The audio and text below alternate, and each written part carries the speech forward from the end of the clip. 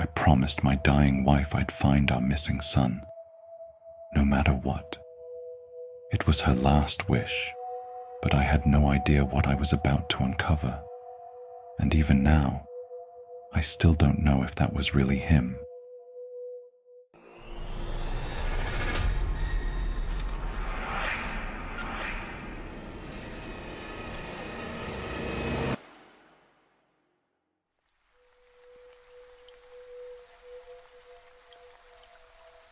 Hey everyone, quick shout out to Spades Writes for this chilling tale.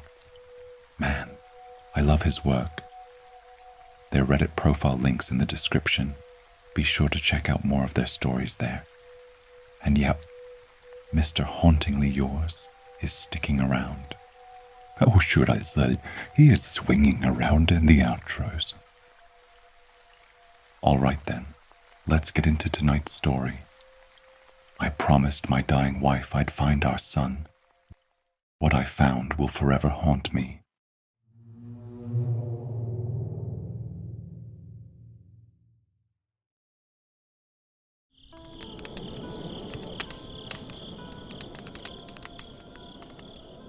Our son disappeared from our farm when he had just turned 20. He was a great kid, the light of our lives.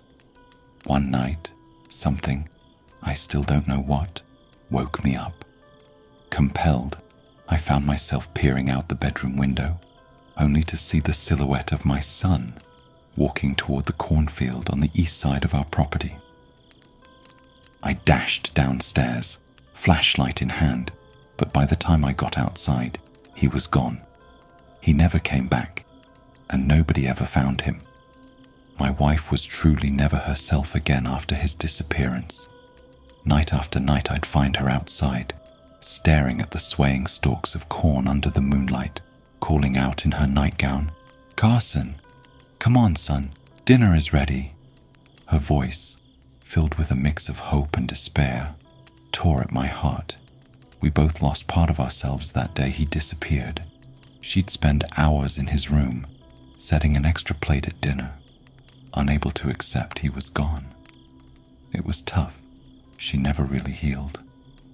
7 years later, our already fragile world was shattered again when she was diagnosed with a terminal illness in its final stage, despite never having engaged in anything that could have caused it. Our farm's earnings were meager, barely enough to get by, let alone cover the exorbitant costs of treatment. I did whatever odd jobs I could, selling produce, offering labor, trying every natural remedy we could think of, but nothing was enough. On our last night together, as she lay in our bed and I sat by her side, we talked under the glow of the moonlight shining through our open window. We reminisced about how we met and the love we shared, managing to laugh in between her strained coughs. Then, her voice hoarse and fragile, she asked me, "Can you promise me something before I go?" I tried to brush her off, insisting she wasn't going anywhere, but she cut me off. "My love, we both know it's time." A single tear rolled down her cheek. With all the strength I could muster, I held back my own tears. "Our son, our baby boy, please find him. He's still out there. I can feel it. Please, John, find our boy." That night, as we held each other tightly, the dam holding back my grief finally broke. The next morning, she was gone. I spread her ashes around our property, a place that once held our dreams, and now just echoed with our sorrows. She had spoken of our son often, which had led to many heated, tearful arguments at the dinner table. We never understood why he had left that night, why he had vanished into the cornfield. As memories haunted me, I stared out over the fields, whipped by the wind, recalling the endless days and years of searching. Abigail had always insisted I keep looking, but eventually, even those efforts dwindled to nothing. Frustration and loss had worn us both down, but now, alone, I was a shell of a man driven by a dying wife's last wish. Determined, I packed food and supplies, not knowing how long I would be out there. The vast ocean of corn seemed endless and unknowable.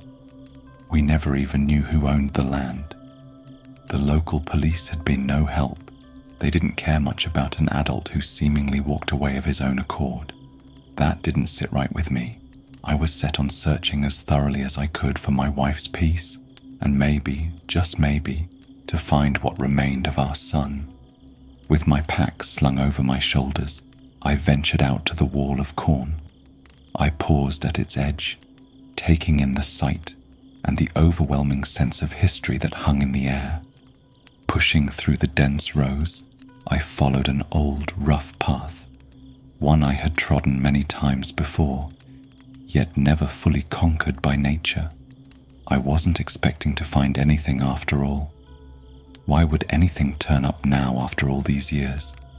Checking my compass, I kept track of my direction, determined not to become another victim lost to the vast fields.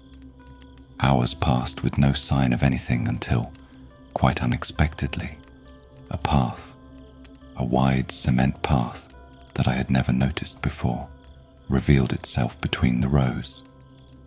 I had walked past it initially, lost in thought, but something about it made me stop and turn back. The wind whistled around me as I stood, frozen, staring down the smooth, inviting yet ominous path that lay ahead. After spending countless hours in these fields, I had never encountered anything like this. I paused, contemplating the significance of this new path that stretched ominously into the distance. It was a smooth concrete surface, incongruously cutting through the cornfield, leading to unknown realms. As I ventured down the concrete path, it felt as if I had stepped into another world. The sky above contrasted sharply with the field, a vivid blue set against the endless golden rows of corn, each stalk gently swaying in a breeze that seemed to whisper secrets of the unknown. My mind churned with memories of my son, his subtle discontent growing like weeds among our conversations about the farm's struggles.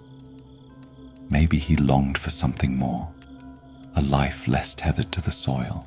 As I reflected on our last conversations, his vague statements about knowing how to fix this, his discontent now as looming as the surrounding cornstalks, the path abruptly cut through my thoughts. There at the edge, a rusted truck was half buried in the earth, its brown body weathered and forgotten, a single headlight gazing vacantly skyward like a lost eye. It felt like a relic from another time, oddly out of place, whispering secrets of roads long abandoned. I continued, each step echoing on the concrete, pulling me deeper into the labyrinth of my thoughts and the path before me. Oddities appeared with each turn. A traffic light swung from a wire above, its colors flickering wildly in the wind as if signaling caution at the unknown. I stopped, peering up, trying to trace its origin, but the dense corn formed a green wall, obscuring my view and deepening the mystery of this path. The oddities kept getting weirder. There was just this pale blue door standing all by itself in the field, its frame swaying a bit in the wind with nothing holding it up. It looked like it could be a gateway to someplace else, standing there like a sentinel over a threshold. I wasn't sure I wanted to cross. "What the hell?" I blurted out, feeling more unnerved by each bizarre thing leading me deeper into this strange place. Compelled by a mixture of fear and determination, I pressed on. The possibility that my son, Carson, had traversed this same surreal landscape fueled my steps. The path twisted unexpectedly, turning sharply and revealing more displaced fragments of reality. A streetlight in the distance, children's bicycles half buried in the ground, their frames twisted and tires sunk into the earth as if swallowed by the very land they were discarded on. Nearby, a lone playground slide stood, isolated, with no children to laugh down its slick surface, a silent sentinel in the chaos. It seemed as if a tornado had wreaked havoc here, scattering objects haphazardly, like a child dumping toys out of a box. Yet, there was an unsettling undertone to the chaos.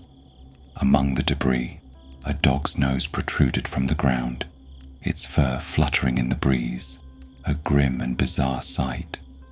This scene appeared as if some monstrous force had playfully but darkly rearranged the landscape into a nightmarish display. The path twisted in wild, impossible ways, taking me through a landscape that seemed to ignore all the usual rules of nature. With each step, I felt like I was moving deeper into a realm disconnected from any reality I knew. The sun had turned a deep crimson, bathing everything in a sinister blood-red glow. Under this eerie light, I came across a human foot sticking out of the ground. Its nails were overgrown, and its skin was grimy and pale, like something dragged out of a grave. Panic clawed at my sanity as I tried to backtrack, only to find that each turn looped me back to the grisly sight of the foot. My surroundings became a maze, my mind as disoriented as the path I trod. I circled, desperation mounting until the landscape itself seemed to react to my turmoil. The ground began to tremble, first a subtle vibration, then a violent shaking that knocked me to my knees. "This is all a dream. Wake up! Wake up!" I screamed, my voice lost amid the cacophony of the earth's rage. As I questioned whether my cries were aloud or trapped in the confines of my mind, a vine-like appendage shot out from the newly formed chasm. It wrapped around my leg with an unyielding grip, pulling me down into the abyss with terrifying force. As I was dragged into darkness, the ground abruptly halted my descent. The impact knocked the wind out of me, and I landed on something wet and slimy, resembling a slick, organic carpet rather than solid earth. Disoriented, I lay there in pitch-black silence, trying to regain my senses and breathe through the pain. Then, a voice echoed around me, deep and resonant, vibrating through the ground. The path open to you," it intoned, each word a slow, deliberate rumble that seemed to translate ancient, forgotten meanings rather than mere words. The oppressive darkness seemed to tighten around me, the enigmatic entity's grip on my leg growing colder and more formidable. Panic set my heartbeat racing as I managed to choke out, "What are you? What do you want from me?" The voice that answered seemed to rise from the depths of the earth itself, deep and resonant.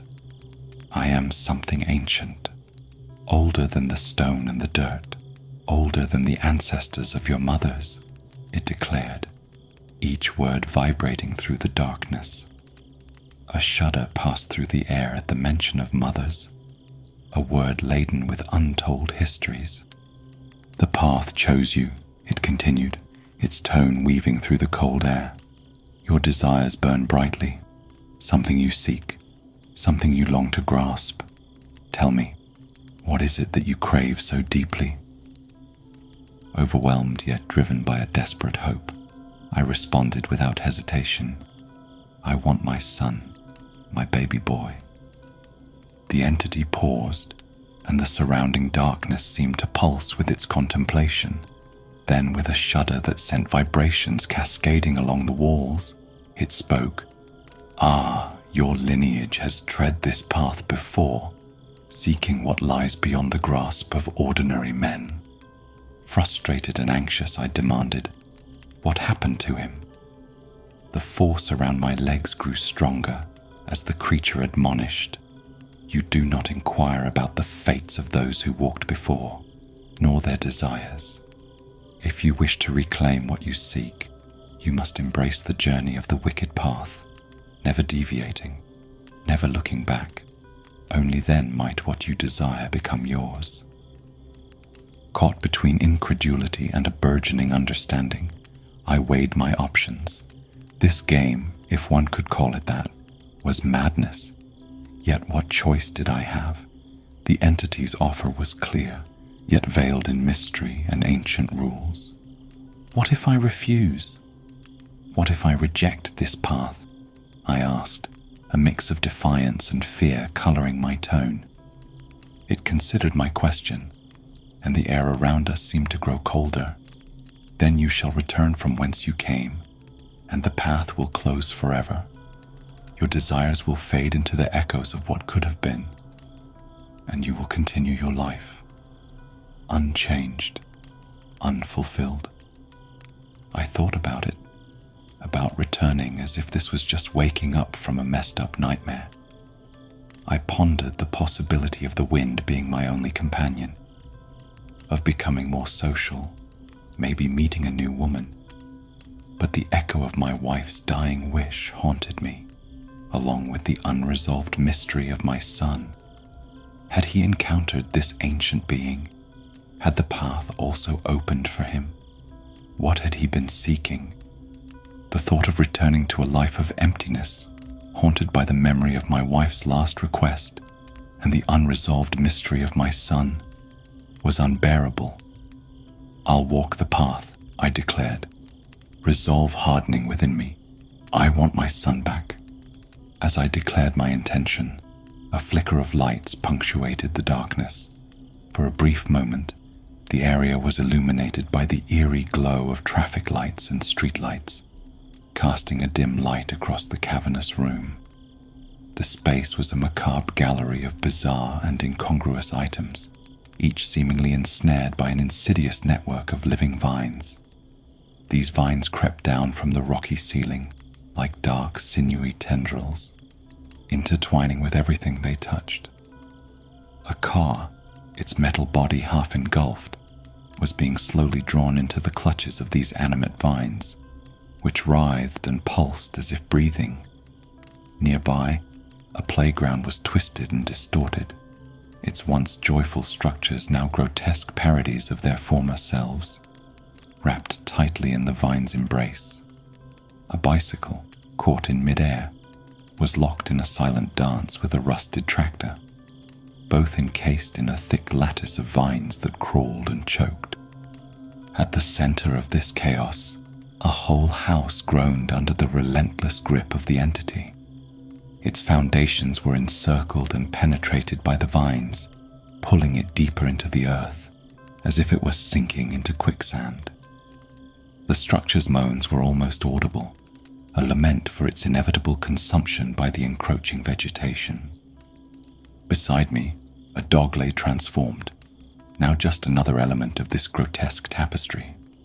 Its form, half submerged in the ground and encased in vines, seemed both pitiful and terrifying, a stark reminder of the fate awaiting all things caught in this subterranean nightmare. The vines around it pulsated slowly, rhythmically, as if savoring their conquest. As I turned towards the source of the voice, the fleeting lights abruptly plunged me back into darkness, leaving the chilling scene etched vividly in my mind. The entity's voice resonated with a hint of satisfaction. You will walk the wicked path. Do not stray. Do not turn back. Embrace all that you encounter. I hesitated, then asked, and if I turn back or stray from the path? Grappling with the reality of my situation, a gust of warm air brushed against me as it replied with a chilling simplicity. Then you shall be consumed. As those chilling words faded, a wave of darkness enveloped me, swallowing any remnants of light. My surroundings merged into nothingness, and I felt momentarily weightless, as if suspended in a void. Abruptly, the sensation ceased. I awoke suddenly, lying on the familiar yet unnervingly unchanged concrete path. The sun bathed the area in its ordinary hue, the bizarre items gone as if they were mere figments of a nightmare. Yet the path ahead was altered.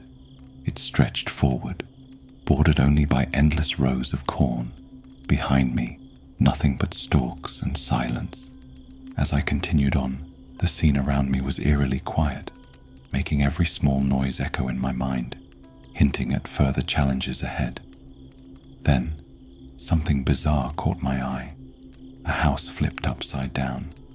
The strangest part wasn't just its inverted position, but the massive roots sprouting out above it, as if it had been yanked straight from the ground and left to hang in the air. These thick, twisted roots reached up like tentacles, giving the impression of a violent upheaval that had turned everything on its head. Seeing those roots pulsate subtly really drove home the surreal nature of this twisted reality. More anomalies appeared as I ventured further along the path. The landscape was scattered with clocks, each seemingly torn from their usual places. These timepieces, warped and flowing like molten metal, dangled from the cornstalks, swaying gently in the breeze. Their forms were distorted, some elongated, and others drooping limply over the branches, their faces contorted as if in agony or despair. The hands of each clock moved independently, each seemingly adhering to its own mysterious, disjointed timeline. This created a disconcerting symphony of ticking that echoed through the still air, suggesting a disintegration of time itself, with each clock defiantly marking time towards an unknown and possibly irrelevant moment. Cars hung suspended in midair, eerily frozen in a moment of silent freefall. Positioned above the path, each vehicle was caught in an invisible stasis, as if a giant had paused time while they were tumbling through the air. This surreal scene was further amplified by the angle and positioning of the cars, with some tilted forward as if nosediving, and others skewed sideways, creating a chaotic aerial ballet. The metallic surfaces of the cars, ranging from rusty sedans to once shiny SUVs, sporadically caught the light, casting odd, distorted reflections on the ground below. It appeared as if each car had been plucked from a moment of catastrophic destiny, only to be suspended indefinitely above the cornfield, a frozen testament to unseen turmoil. The path eventually led me to a bridge that bore a striking resemblance to the Golden Gate, albeit elongated and foreboding with an eerie sense of abandonment. Its ironwork was cloaked in layers of rust, and the air around it felt heavier, imbued with a timeless decay. Glancing downwards, I was met with a bizarre and disconcerting sight. Rows upon rows of corn lined up meticulously far below, a strangely organized chaos that stretched deep into the valley, as if nature itself had been meticulously arranged and then forgotten. As I stepped onto the bridge, unsettling thoughts raced through my mind, convincing me it must be a nightmare. Yet, the solid rust under my hands and the creaking of my footsteps echoed a disturbing reality.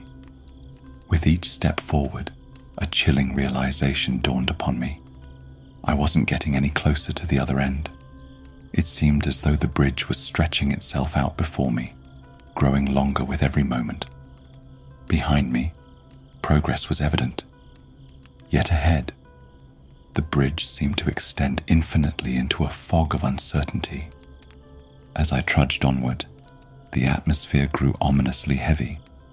When I tilted my head upwards, what I had initially mistaken for storm clouds struck me with horrifying clarity. The sky was filled with enormous bloodshot eyes. These colossal orbs hovered above, each grotesquely detailed with vivid veins sprawling across their pallid sclera, pulsating subtly as if imbued with malevolent life. The sheer number of them, all fixed in an unblinking, omniscient gaze, filled me with a chilling dread. Their oppressive presence weighed heavily on my spirit, transforming the bridge into a pathway monitored by these unnatural sentinels. The overwhelming sense of being watched hastened my steps. The bridge under my feet seemed to respond, its length warping even as I moved. Time itself felt dilated, each second stretching into eternity, each echo of my footsteps a reminder of the surreal journey I was on. Suddenly, The surrealism peaked when I collided with an unexpected barrier. It was a colossal canvas depicting the bridge's end. Touching it, the texture was tangible, bizarrely out of place, yet undeniably present. Pushing against what I assumed was a solid wall, I found a door cleverly concealed within the mural. I pressed through, and to my astonishment, I emerged onto the actual ending of the bridge. Turning around, the painted illusion of the bridge on the canvas now reflected the path I had just traversed, with the door still ajar, merging reality with painted artifice. Looking up once more, the skies had cleared, returning to a normal shade of blue, the haunting eyes nowhere to be seen. Stepping through the portal from the painted bridge into this new reality was disorienting. It hit me just how bizarre and unpredictable this path was. Every step was another twist, blurring the lines between what's real and what's not. In the not-too-distant view, the houses emerged, each painted in vibrant hues of pink, green, yellow and blue, creating a spectrum of suburban calm. The further I ventured into this neighborhood, the more it seemed to deviate from the surrounding cornfields, which tapered off to reveal a standard, albeit eerily quiet, suburban scene. Having grown up on a farm, my experiences with such neatly arranged residential areas were infrequent. Yet this was precisely how I imagined a perfect neighborhood would look, with uniformly parked cars and bright green lawns meticulously bordering each driveway and sidewalk. I stayed on the path, my steps careful not to deviate.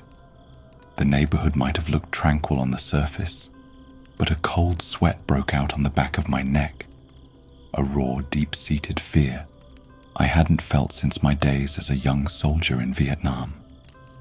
The silence here was heavy, unnerving, magnifying every tiny noise and making the ordinary feel threatening. There were no kids laughing, no distant barks, just an overwhelming quiet that made you listen a little harder for what might be lurking just out of sight. As I moved deeper into the neighborhood, the houses presented a strange spectacle. They varied greatly in size. Some were as small as playhouses, while others loomed large. This variation gave the streets an eerie, surreal atmosphere. Additionally, some of the houses were visibly distorted, some were tilted at odd angles, and others appeared to be upside down, which added to the sense of disorientation. The visual warping of these homes created an atmosphere that was both surreal and unnerving. Then, a flicker at the edge of my vision caught my attention. Down the street, a tall white figure with elongated fingers clutched the corner of a violet-colored house. Its bulbous head briefly surfaced from the shadows, eyes barely discernible. The sight sent a jolt of fear through me, freezing me in place as the creature's eerie presence loomed. My heartbeat thundered in my ears, and my breath came in quick, erratic gasps. I shook off the paralysis as the creature began to withdraw slowly, slinking back into the shadows of the violet house. My heart pounding, I started to run, glancing through the twisted houses as I did. The creature stealthily pursued me, its presence unmistakably predatory. As I ran, I risked a single glance back. It now perched atop the roof of a lime green house, grotesquely enlarged. Crouched low, it watched me intently, its head and hands visible, poised like a predator ready to strike. It then began to descend the opposite side of the roof slowly, its form blending into the neighborhood's abnormal architecture. Panic surged through me, and I quickened my pace. The path ahead was my only clear guide through the surreal suburbia. The encounter left me breathless, and my mind reeled. Was this nightmare a reality? Were these horrors truly part of our world? As the creature disappeared from view, I couldn't shake the feeling of being watched. The eyes on the back of my neck prickled uncomfortably as I navigated the increasingly bizarre landscape. The liminal space between the known world and this twisted reality seemed to thin, leaving me in a state of heightened alertness, ready for whatever might come next on this bizarre journey. As I pressed on, the path beneath my feet remained the only constant in a world that seemed determined to defy understanding. The creature's elusive presence was a constant threat. Its ability to appear and vanish at will kept me in a state of high alert. I could feel its eyes on me, hidden within the distorted architecture of the neighborhood, watching from shadowed windows and obscured corners. The bizarre neighborhood seemed to stretch endlessly, its houses morphing and twisting into increasingly grotesque forms. Some structures seemed to inhale and exhale, their walls bending unnaturally as if breathing. The distorted houses added to the surreal atmosphere, their twisted shapes making every turn on the path feel like a step further into confusion. Suddenly, the corn began to reclaim the landscape. The houses, sidewalks, and even the streets were slowly consumed by the encroaching stalks, disappearing as if swallowed by the earth itself. I glanced back and saw the creature standing boldly on a patch of lawn that had yet to be overtaken. Towering and gaunt, its scaly pale skin contrasted starkly against the green of the grass, and its long, slender arms hung low, brushing the ground. Paralyzed by fear, we locked in a stalemate for a heart-stopping moment. Then, with a chilling sense of inevitability, it began to move towards me, each step deliberate and menacing. The creature's pace quickened, and as it did, a primal scream, a sound both alien and terrifying, tore through the silence, spurring me into a frantic sprint. I ran without looking back, the path ahead my only focus. Behind me, the haunting echo of that scream reverberated through the newly quiet air, pushing me forward. I dared not check if the creature was in pursuit. The fear of seeing it just behind me was too overwhelming. After what felt like hours, the neighborhood finally began to fade, giving way once more to the endless fields of corn. The surreal structures were replaced by the familiar rows of crops, though nothing about this place felt truly safe or normal. I checked my watch, an old, reliable piece my wife had given me on our wedding day, and noticed with dismay that the hands were spinning uncontrollably. Time itself seemed to have lost all meaning here.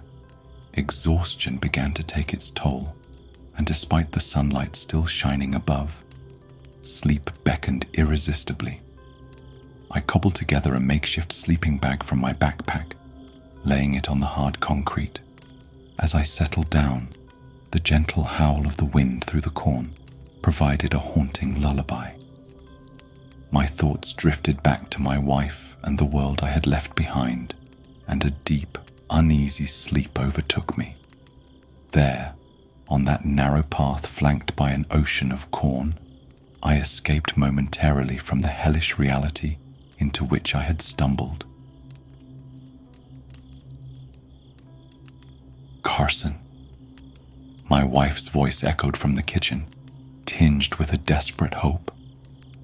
I had just stepped through the door, weary from another day spent searching the endless rows of corn. It had been 3 years since our son vanished, and although the police had long since given up, I couldn't. Each day I scoured the fields, driven more by the need to preserve what little sanity Abigail had left than by hope of finding Carson. "No, honey, it's just me. Still no sign of our boy," I replied, hanging up my coat and entering the kitchen, where she had set out 3 plates, hers, mine, and the ever-present one for Carson. "It's getting awfully late. He should be home by now," she murmured, pouring lemonade with shaking hands. I sat down at the kitchen table, feeling the weight of isolation. My wife, lost in her denial, clung to the belief that Carson would walk through the door at any moment. The toll was evident. Her spirit, like her body, seemed to wither with each passing day. "If he's not back by morning, can you go out and look again?" she asked, her voice hollow, her eyes devoid of life. I nodded mechanically. "Yes, love, I'll go out again," though each affirmation felt heavier than the last. Rising to clear my plate, I felt her hand grip my wrist with startling strength. Her skin was cold, her fingers clamped like iron. She looked up at me, her face gaunt, her eyes hollow. Her breath, smelling of decay, brushed against my ear as she whispered hoarsely, "Find him, find our baby boy." I awoke with a start, gasping for air, my heart racing. The nightmare had felt so real, a vivid horror that lingered in the dim morning light. The sun, unmoving, cast the same shadows across my room, mocking the passage of time. Despite the intensity of the dream, my body felt strangely unburdened by hunger. I forced down a granola bar and some water, then prepared to face the path once more. The familiar stretch of concrete, bordered by endless corn, initially seemed normal. Yet as I walked, each bizarre encounter deepened the mystery of this path. What had Carson found here? Driven by a blend of fear and necessity, I resolved to fulfill my wife's dying wish. With each step, the eerie sensation of being watched grew stronger. I frequently glanced over my shoulder, half expecting to catch a glimpse of whatever might be lurking behind. The path stretched endlessly before me, each cornstalk seeming to whisper secrets I was yet to understand. Or if I was just being paranoid. My mind darted back to the creature from that neighborhood and wondered if it had been following me ever since, playing cruel games. But there was something else out there. I heard it, faint but distinct, a crunching sound off to my right every time I moved. When I stopped to listen, it mirrored my actions and fell silent too. I quickened my pace, and unmistakably, it kept up with me. As I pushed forward, the haunting words of the entity echoed in my mind, a reminder of the ominous rules laid before me. Gradually, the corn gave way to a dense fog. After a few turns, military helmets began to appear in the dirt, half buried, one marked by an ace of spades strapped to it. A shiver ran through me as memories of war horrors flooded back. Guns protruded from the ground alongside gear and backpacks. A charred helicopter was visible through the thinning stalks of corn. The heat from its wreckage seemed to wither the corn further until, after one final turn, the landscape shifted dramatically. I found myself in a forest, the trees tall and skinny with thick underbrush, a perfect replica of Vietnam. I was in a carbon copy of the jungle where I had fought, a place that had haunted my dreams for years. My reverie was interrupted by distant voices, familiar yet impossible. They were the voices of my platoon. Instinctively I wanted to turn and flee, but the path that had led me here was gone, swallowed by the relentless forest. "John?" The call came from a voice etched deep in my memory. My heart clenched at the sound, tears welling up as the reality of hearing that voice again hit me. I spun around and there he was, my best friend Will, standing nonchalantly on the concrete path as if it perfectly belonged in the dense jungle. We had been drafted together, believing ourselves invincible atop the world, yet he had never made it back. The sight of his mother weeping for her lost son was a nightmare reawakened by his presence. "What are you doing over there, man?" He chuckled, his voice breaking through the eerie silence. The rest of the platoon, their expressions blank and emotionless, stood forming a barricade across the path. In unison, they waved their hands and called out, "Come on, let's keep moving, John." Their voices were cheerful, but their faces were void of any feeling, a chilling contrast that underscored the surreal horror of the moment. They continued, but Will remained. I rushed over, seizing his straps, panic tightening my voice as I shouted, "Will, Will, listen to me. You have to get out of here." I shook him violently, trying to snap him back to reality. Just as he opened his mouth to respond, an explosion erupted nearby. The group that had been jovially chatting was now screaming in agony. Gunshots and bullets whizzed past us. I pulled Will behind a massive tree that lined the path. "Will, you have to come with me. You're going to die here," I yelled over the cacophony of our platoon's screams, the relentless gunshots, and the booming explosions. Will's demeanor remained eerily calm, a stark contrast to the chaos around us. He chuckled, a sound twisted with bitterness. "Now you want to save me? You left me to get shot, my guts spilling out, me trying to shove them back in. You looked at me, knew I was a goner, and ran, didn't you? Ran like a coward." His voice was thick with accusation and malice. "No, Will, that's not what happened. Just come with me. We can get out of here," I pleaded, momentarily forgetting that I was still trapped in this twisted game, still on that infernal path. I thought I could save Will, redeem myself, and end the survivor's guilt that had haunted me. Then suddenly, every sound ceased. An oppressive silence enveloped us. Will's whisper sliced through the quiet, clear and chilling. "Do you think you can save a dead man?" Tears welled in my eyes, transforming into pure fear as I watched him transform. His eyes rolled back, his mouth stretched wider and wider into an impossible grimace. As I stumbled backward, Will's body began to contort violently, grotesquely, the sounds of tearing muscles and snapping bones resonating through the still forest. His limbs twisted and reconfigured with jarring snaps. What once was Will was now a monstrosity on all fours, his torso and head inverted, hair brushing the forest floor, his face frozen in an eternal scream. His legs, however, stretched out unnaturally, feet planted on the ground. It turned its head towards me, then started skulking forward. I scrambled back, my heart hammering, as the horror of seeing my best friend morph into a nightmare unfolded. Its movements were jerky and erratic, matching the terror that gripped me. A disturbing clicking noise emanated from it. As I forced myself to my feet and sprinted away, sticking to the path, the only lifeline I had. I didn't look back. The thing was now leaping from tree to tree, a predator in the canopy. My breath grew harsh and ragged, mirroring the thing's frantic movements. The jungle seemed endless, the path winding onward without respite. Suddenly, I heard it crash to the ground behind me. Terrified to look, I pressed on until I saw the path veer sharply right. Rounding the corner, the familiar rows of corn reappeared.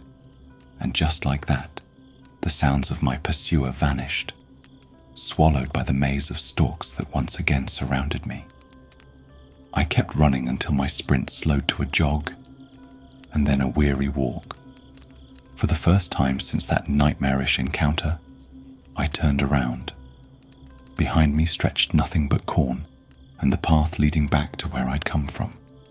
I stopped to catch my breath and pulled out a bottle of water.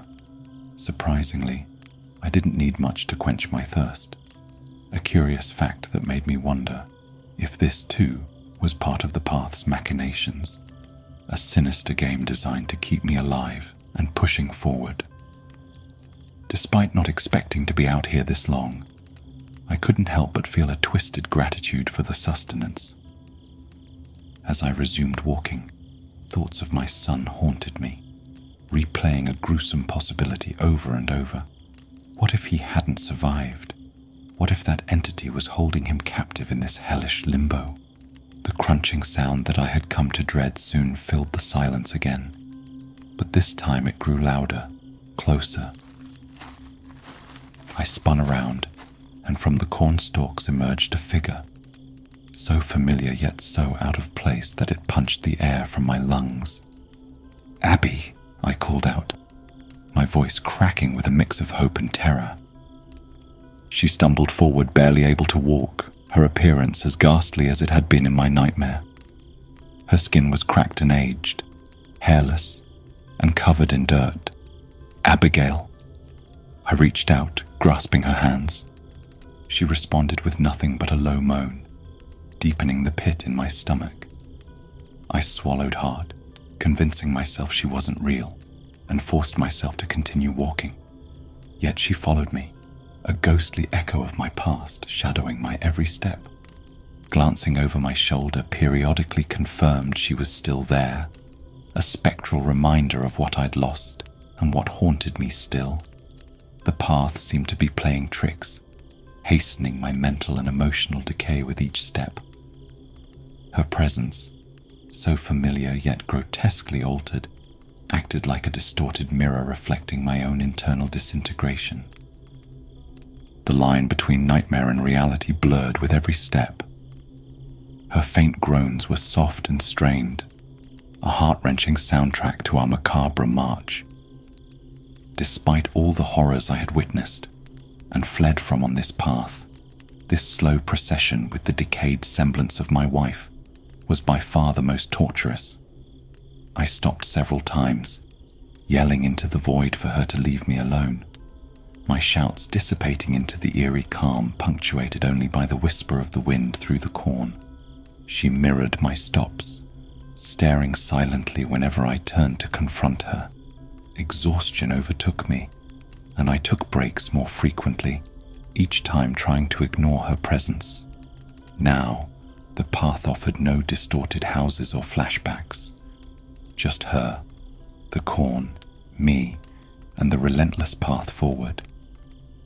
I trudged on for what felt like hours, perhaps days, driven by a weary desperation, the spectre of my wife a constant, unnerving companion, keeping me painfully awake.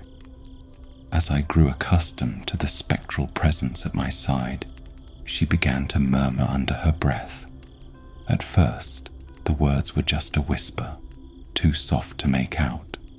But as we walked, her voice grew clearer, imbued with the unmistakable tone of Abby's, a voice laced with despair and mourning. "It's sick, terribly sick. It was supposed to heal, but now it's infested, corrupted, decaying from within," she mumbled, her speech disjointed and heavy with sorrow. With each step, she drew closer, her form a blur, yet hauntingly familiar, until she was just inches away. The sight of her cracked, weathered skin, hairless scalp, eyes hollow and lost, was a stark and harrowing reminder of what had been lost. "Yes, you were sick, but you're gone now. I know you're just another trick, part of the game," I declared, turning my head to mask the tear that trickled down my cheek. Yet as I gathered myself to move on, her voice, soft but urgent, caressed my ear. "John," she whispered, her breath chilling against my skin. "One final challenge remains. Do not look back. Do not stray from the path. I know you're scared, but you must continue. Do it for me. Bring him back. But please, John, be cautious." Her words hung in the air as her form started to dissipate, turning into a few wisps of ash that transformed into blue butterflies and fluttered away, collapsing under the weight of this spectral goodbye. I was overwhelmed by the profound sense of loss, her last words echoing in my heart. I lay there until dusk, wrestling with the gravity of her warning and the daunting journey ahead. As dawn painted the sky with strokes of soft light, I rose and resumed my journey, sustained by nothing more than a granola bar and some water. The path at first offered a tranquil respite, with only the wind's whisper and the unchanged radiant sky above to comfort me. But this peace was short-lived, as a foul stench soon began to suffocate the air, intensifying with each step I took. It was an indescribable smell of decay, the kind that seeps into your clothes, clings to the back of your throat, and heralds the imminence of death. A distant deep red peak drew my gaze, its edges seeming to twitch subtly against the horizon. As I approached, the air thickened with an acrid stench that clung to the back of my throat. The outline, initially indistinct, slowly resolved into a more defined form, though not clear enough to fully discern its nature. It seemed to pulsate gently, an unsettling rhythm that suggested something unnatural, less like a structure and more like a silent beacon of dread. Each hesitant step brought me closer to the base, where a living structure writhed in what seemed like agony. From afar, its movements suggested a sinister, undulating life force, but as I neared, the details emerged in grotesque clarity. Silent screams echoed from contorted visages of flesh, each pulsation drawing me deeper into a core of dark despair. Upon reaching the base, the true composition of the pyramid revealed itself, a ghastly mosaic of human flesh, bones, and body parts, all entwined in a dance of decay. The mass seemed to breathe, arms and feet wriggling grotesquely as if to beckon me closer. Among the horror, an eyeball lodged within the structure blinked, sending a shiver down my spine. Overwhelmed with revulsion, I collapsed beside the macabre edifice, my stomach turning as I retched from the overwhelming sight. There was no conceivable way I could enter, I thought. The reality I'd left behind seemed like a distant memory, and this abomination, was beyond anything I could have fathomed. I considered turning back, breaking the ominous rules of this twisted path, and accepting whatever dire fate awaited as a consequence. Just then, a blue butterfly fluttered overhead and disappeared into the cornfield, reminding me of why I had ventured so far into this nightmare. I had witnessed horrors, yes, but I couldn't give up, not now. With a deep, steadying breath, I stood and approached the gaping maw of the pyramid's entrance. The interior was cloaked in darkness, and as the light from the tunnel faded, I clicked on my flashlight, resolved to keep my gaze fixed to the path beneath my feet, avoiding the nightmarish walls around me. The corridor was narrow, the air thick with the sounds of snapping bones and the undulations of flesh. Trying desperately to distract myself, I recalled memories of my wife and son, the happiness we had shared, but the walls seemed to close in with every step, fleshy appendages reaching out in a grotesque attempt to pull me into their mass. The path ended abruptly, the ground before me as flesh-ridden as the walls, eyes blinking up at me, some shedding tears. Mouths moaned in pain and fear, their cries echoing around me. As I crouched lower, hands reached out, pulling at my clothing and skin, their touch flimsy yet persistent. I stumbled and fell forward onto the soft, repulsive mass. A mouth near my face grinned maliciously, and then, as if to cut through the cacophony of horror, a chilling voice hissed, "Join us, John. Join us." Both a scream and a whisper, it paralyzed me momentarily. Crawling forward became a struggle for survival as the walls tightened further, squeezing against me. I had to inhale sharply, just to make the smallest progress. Frantic, I encountered a barrier, a wall of dirt. Clawing at it, I realized there was no way through. Hands from the flesh wall grabbed at me, pulling me backward. My heartbeat thundered in my ears as I dug my hands into the mass, anchoring myself against the pull, the warmth of blood mingling with the dirt under my fingernails. Each movement was a battle against the physical manifestations of my darkest fears, the path a literal throat of horror closing in on me. As the hands clawed and the mouths bit, I fought with every ounce of strength left in my body. pushing forward through the visceral barrier that sought to consume me. I pushed forward relentlessly, clawing at the dirt with desperate fervor, my fingers scrabbling like a dog's. Light began to seep through the cracks, bolstering my dwindling adrenaline. With a final frenzied effort that seemed to shift gravity itself, I burst through, tumbling onto the grass. I scooted back from the hole as the muffled cries from within faded into silence. Exhausted, I lay there, gazing up at the drifting clouds, letting hours slip by as the sun began to set. Around me, the familiar sights of home slowly came into focus. I lay there, not with a burst of joy, but overwhelmed by a profound need for normalcy, a hot shower, and the comfort of my own bed. After cleaning up, I collapsed into sleep, the softness of my mattress a stark contrast to the hard concrete that had been my bed on that hellish path. That night, I slept dreamlessly, enjoying the deepest rest I'd had in years.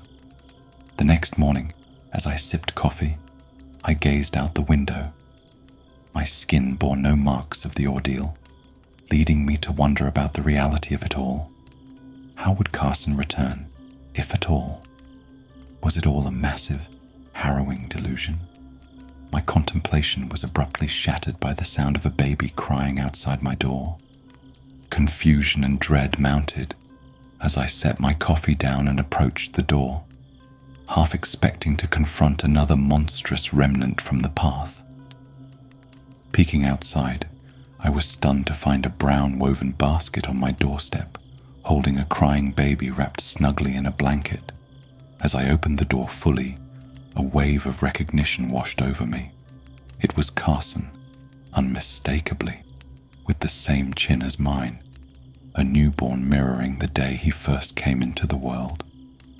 Overwhelmed, I dropped to my knees, tears mingling with relief and joy as I lifted him into my arms. I spent the day enveloped in the simple acts of caring for him, the horrors of the path receding into a distant nightmare. As night fell and I prepared him for bed, laying beside him, the peace of that moment felt like the closing of a profound, terrifying chapter. It was the last day I knew such pure, unshadowed happiness. I awoke to Carson's crying. It was deeper now, no longer the wail of a newborn, but that of a toddler. Groggy and dazed, I remembered all too well the trials of nighttime parenting. Wincing at the thought, I turned on the lamp and was struck by an immediate sinking horror. The world seemed to crash down around me as I saw him. Carson had grown. His legs had burst through the diaper and onesie, dangling over the edge of the basket. He appeared to be about a year old. Words failed to capture the sheer terror of watching my son age a year with each passing day. He never spoke, and while he learned to walk, it was with great difficulty. He communicated only in grunts and moans, devoid of any real life or vitality. Day by day, I watched helplessly as he aged rapidly before my eyes. On day 21, I observed the features that he might have developed had he not disappeared. One sleepless night, driven by a morbid curiosity, I watched him during the haunting transition from day 29 to day 30 at exactly 4:05 a.m. His eyes flew open abruptly, and his expression contorted in agony. Subtle but rapid changes occurred. His features matured slightly, his hair thickened, and his body twitched as if enduring a sudden growth spurt, causing him visible discomfort. He gasped, a guttural sound of distress escaping him, then fell back into a fitful, restless sleep. I vowed never to witness such horror again. By day 45, he could stand and shuffle about aimlessly, yet he remained largely unresponsive, like a ghost haunting his own body. Each day brought more pain than the last, watching him age beyond me, becoming frailer with each passing moment. Day 82 found him bedridden, his body failing. The aging never stopped. By day 165, I realized the terrible truth. He was cursed. A decision no parent should ever have to make became my only recourse. With a heavy heart and tears streaming down my face, I ended his suffering, smothering him with a pillow. His weak body offered no resistance. I cremated him afterward, spreading his ashes across the farm. That night, a low, mocking laugh echoed from the cornfields. The same damn path that cursed my son. I swore to find it and destroy it. That was many, many years ago. I've spent decades searching for the path again, calling out into the void of the cornfields, but to no avail. I've tried everything, researching the land's ownership and setting fires, but nothing has brought it back, and nothing has been destroyed. Now, an old man, my body racked with pain, I write this in the hope that my story will serve as a warning. Tonight, I will make one final journey into the corn. I don't plan on coming back. So guys, how was it? Creepy stuff, right? What would you do if you found yourself trapped in a world that defies logic, where reality bends and something inhuman is watching from the shadows? Let me know in the comments. Big thanks to Spades Rights for sharing this nightmare with us. If you like the story, check out their other spine-chilling tales. And champs, before you go, hit that like button, subscribe, and turn on notifications so you don't miss what's coming next. I post twice a week because once just isn't enough. With that, let's call it a night.